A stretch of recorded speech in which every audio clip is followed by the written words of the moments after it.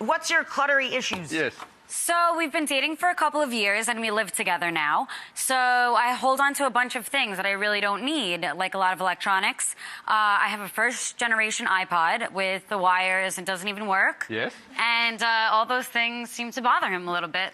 I mean, it would bother you a little bit, you know, especially when you go... Holy mother of what? Are these the... Are you looking These are the remotes. These are the remotes they have. Love it.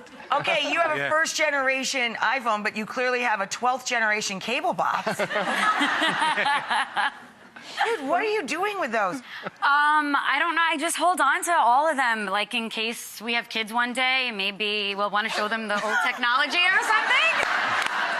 Yeah, your kids are really going to want to rock with your double-decade-old remote. Let me jump in here.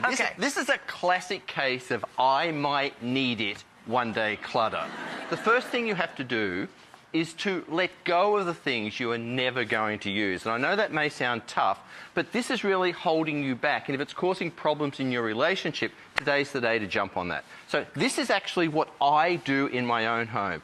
I have 4 boxes: look, listen, travel, and data.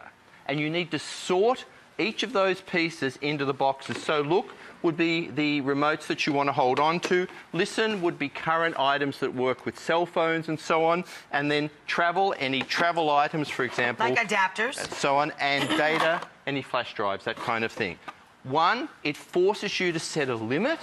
And 2, it really forces you to go through the items and let go of stuff you don't need, use, or want. What might be a silly question? Where do we put, what is the proper receptacle?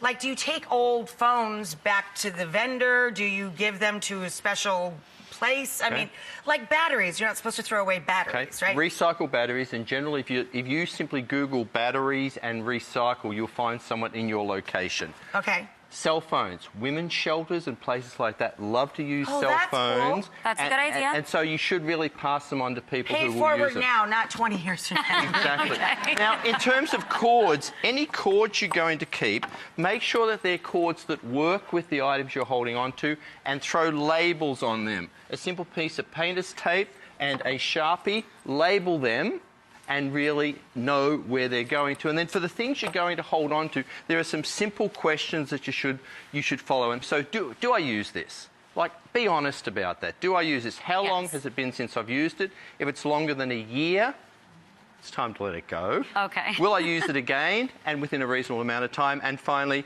is it worth the space and the arguments that it's causing at home? And chances are, if you're really serious about it, a lot of that stuff can go, you're never going to use it. Okay?